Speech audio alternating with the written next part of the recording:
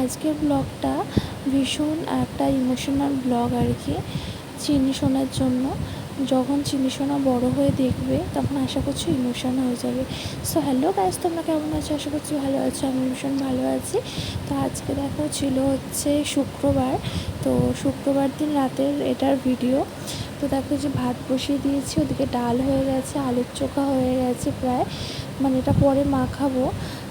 তো তোমরা কারা কারা আলুর চোখা কড়াতে মাখাও সেটা অবশ্যই কমেন্ট করে জানিও।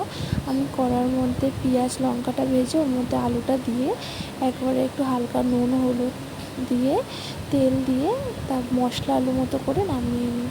তো আর এদিকে দেখো মা এনেছিলো শনপাপড়ি, সেটা সবাইকে দিচ্ছিলাম, তো তোমাদের একটু ভিডিওতে দেখিয়ে দিলাম। আর এদিকে আমি চিচিঙ্গা ভাজা বসিয়ে দিয়েছি, পুঁতলি ভাজা হয়ে গেছে। আর এটা দেখো, এটা হচ্ছে সানডের ভিডিও। তো ওর বাবা অনেক দিন ধরে বলছিল শঙ্কর মাছ খাবে খাবে, তো তারপর ফাইনালি এনেছে।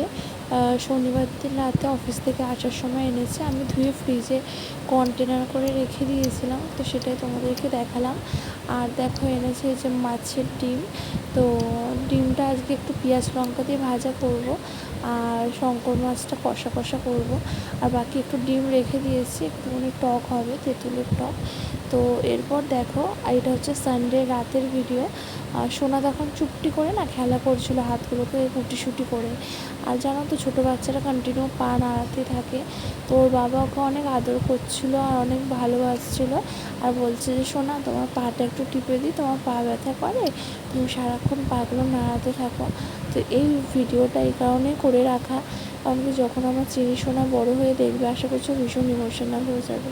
তো আজকের ভিডিওটা এই পর্যন্ত, চলো সবাই